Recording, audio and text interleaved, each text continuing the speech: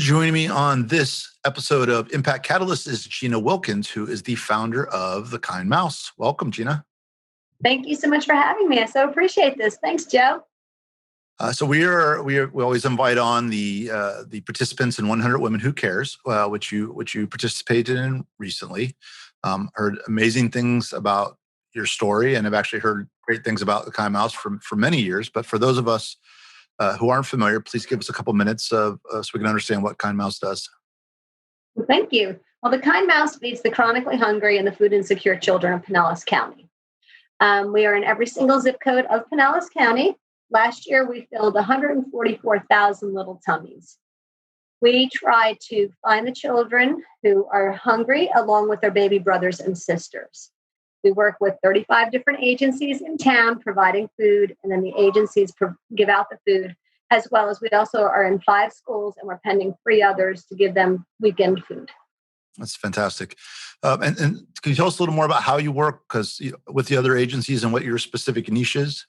Right. Well, as you said, the bags are unidentifiable, and our program is actually confidential. We don't know who we're feeding. We are just receive numbers and stats on the children.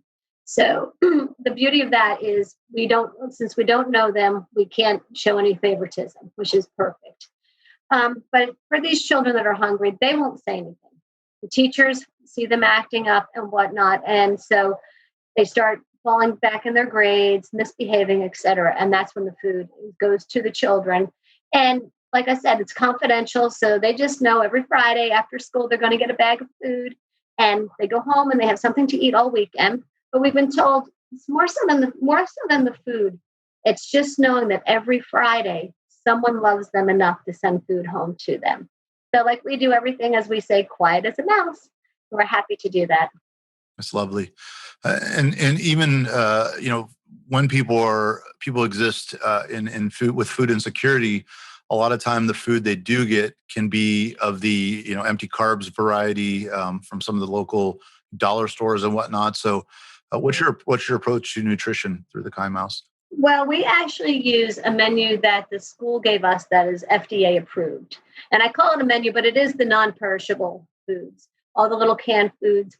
We gear it towards a little first grader going home alone and eating by themselves, the little snack size foods.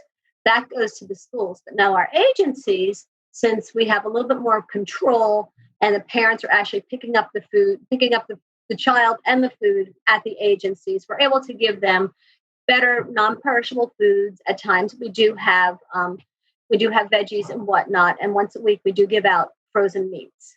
So that's nice. So we are trying to give them a little bit more of a variety. And then the families, we give them like the larger size boxes of cereal and peanut butter, pastas and sauces and things so that they can feed their family. They're not just living on the little snack size foods. Wonderful. And how have you had to pivot with the pandemic?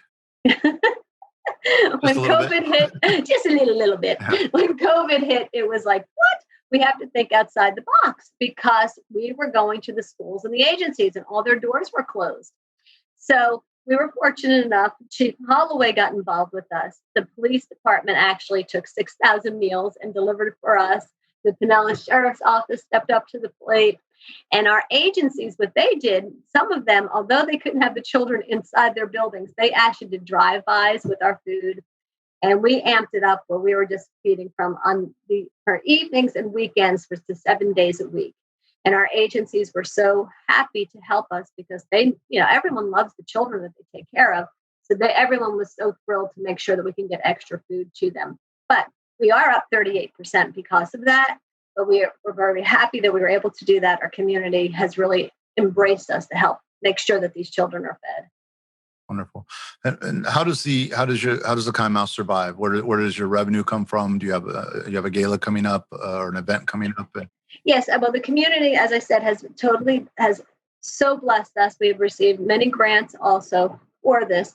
But our largest event is our Mouse Parade, which is August 21st. We're going to have that at the K-pop tree.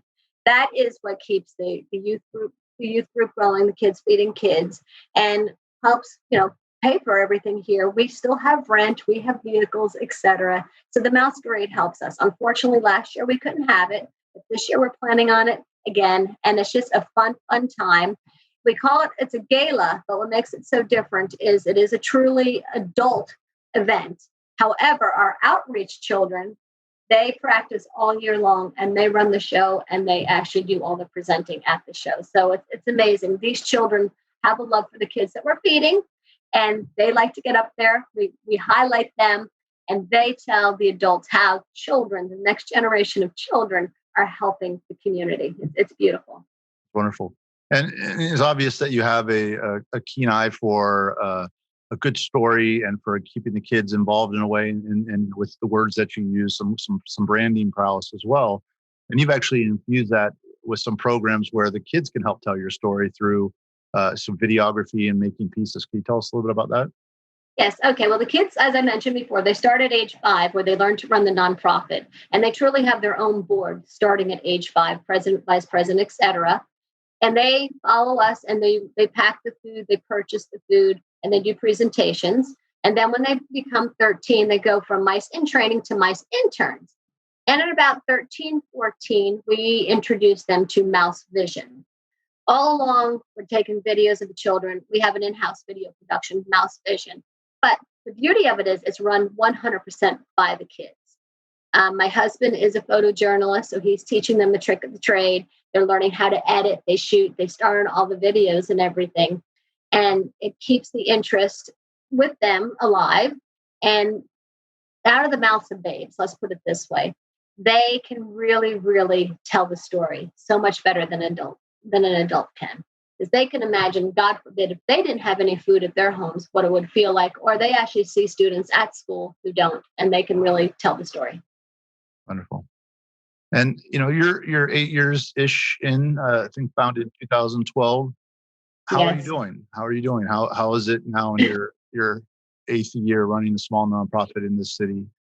It has been a total blessing. It's unbelievable. When I started this, I really didn't know what I was doing.